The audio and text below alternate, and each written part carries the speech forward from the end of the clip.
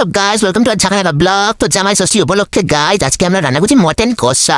আর mutton কষা রান্না করার জন্য প্রথমে তো গরম মশলা আর পেঁয়াজটা ভালো করে ভেজে টেজে নিচ্ছি। এবার এর মধ্যে দিয়ে দেবো হচ্ছে যত রকম বাটাবুটি আছে সবকিছু। প্রথমে একটু ভেবেছিলাম অ্যাস্টেটিক ভাবে দেবো, কিন্তু ভাই আমার দ্বারা তো অ্যাস্টেটিক ভাবে হয় না, তাই আমি এটাকে করে ঢেলে দিচ্ছি ভাই। যাই হোক, তো ভাই সবকিছু ঢেলে দেওয়ার পর এবার আমরা দেবো মশলা। ঘরে ভাই যত রকম মশলা ছিল আমি সবকিছু দিয়ে একটা এক্সপেরিমেন্ট করেছি। যাই হোক, এখানে দিলাম জিরার গুঁড়ো, এরপর দিয়ে দেবো লঙ্কার গুঁড়ো। জীবনের রং নিয়ে তো কি হয়েছে ভাই, মাংসে কিন্তু রং আসতেই হবে। তো যাই হোক, এখানে দিলাম কাশ্মীরি লঙ্কার গুঁড়ো, এরপর দিয়ে দেবো হলুদ ভাই। তারপর হলুদ টলুদ দেওয়ার পর এটাকে ঝাঁকানা করে নেড়ে নুন দিতে কিন্তু ভুলবে না, কারণ নুন না দিলে কিন্তু রান্নায় স্বাদই আসবে না। যাই হোক, এটাকে আমি একটু ভালোভাবে মিশিয়ে একদম ঝাঁকানা করে নেড়ে নিয়ে এর মধ্যে দিয়ে দেবো হচ্ছে গিয়ে আমাদের শোস্টাপার মাটন।